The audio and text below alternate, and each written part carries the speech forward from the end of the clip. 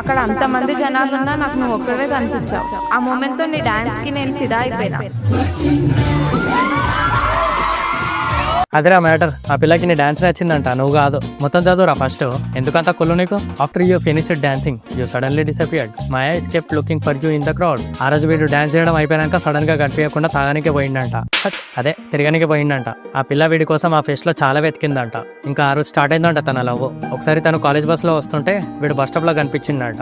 ఇన్ని డేస్ ఇదే రూట్ లో వెళ్తున్నా గానీ ఎప్పుడు అబ్జర్వ్ చేయలేను అనుకుందంట.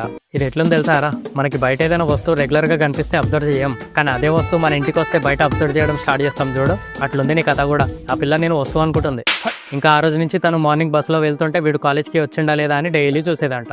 డైలీ మార్నింగ్ టైమే చూడడం గానీ కాలేజ్కి వెళ్ళాక మళ్ళీ కనిపించేటోడు కాదు. అనుకుందామంటే వాడు సీనియర్. వాడి గురించి ఎవరిని అడగాలో ఎట్లా కలవాలో అర్థం కాలేదంట ఆమెకి. ఒకసారి అనుకోకుండా తను ఎప్పటిలాగా వీని కాలేజ్ బస్ లో నుంచి చూస్తుంటే అదే బస్ లో ఉన్న ఇంకో అమ్మాయి ఈ పిల్లతో మాట్లాడిందంట.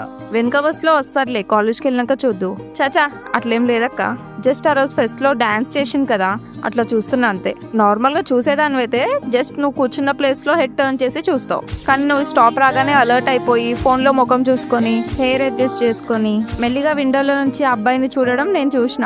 ఇది నార్మల్ గా చూడడం అయితే అస్సలు కాదు. Actually I fell in love with him అక్క, అది మ్యాటర్. డోంట్ వరీ, వాడు నా క్లాస్మేటే. వెనక బస్ లో వస్తాడు, నిన్ను తనకి పరిచయం చేస్తా. పరిచయం చేసేంత వరకే నా పని, తర్వాత నీ లవ్ విషయం ఎప్పుడు చెప్పుకుంటావో నీ ఇష్టం. సరే అక్క. వాడు కాలేజ్ ఆడిటోరియంలో జూనియర్స్ కి డాన్స్ నేర్పిస్తున్నాడు, ఏదో ప్రోగ్రామ్ ఉందంట. మధ్యాహ్నం వచ్చే ఆడిటోరియం కి పరిచయం చేపిస్తా, సరేనా? థ్యాంక్ యూ అక్క. With the help of some senior అక్క I finally met you. That was our first meet. ఎవర్రా ఈ సీనియర్ అక్క? పరిచయం చేస్తా అంటది, మళ్ళీ నాకు సంబంధం లేదా అంటది. ఇంత మంచి సీనియర్ అక్కలు కూడా ఉంటారా? ఉంటారు కానీ చదువు. అరే నవీన్, ఒకసారి రారా. ఇక్కడ డాన్స్ చేయడానికి గ్రూప్ అయితే ఫుల్ అయిపోయినారు. నువ్వు ఇట్లా కొత్తలను పట్టుకరాకు. ఏ లేదు, తను జస్ట్ నిన్ను కలవడానికి వచ్చింది అంతే. నన్నా క్యూ? తను నీ డాన్స్ కి పెద్ద ఫ్యాన్ అయిపోయింది, జస్ట్ నిన్ను పరిచయం చేసుకోవడానికి వచ్చిందంట. అవునా? ఈరోజు మనోరథం అనుకుంటా, ఏం మాట్లాడతలేదు. రేపు వచ్చి పరిచయం చేసుకోమని.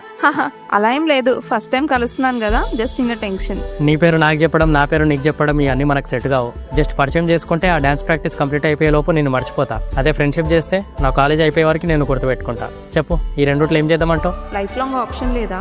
చెప్పు.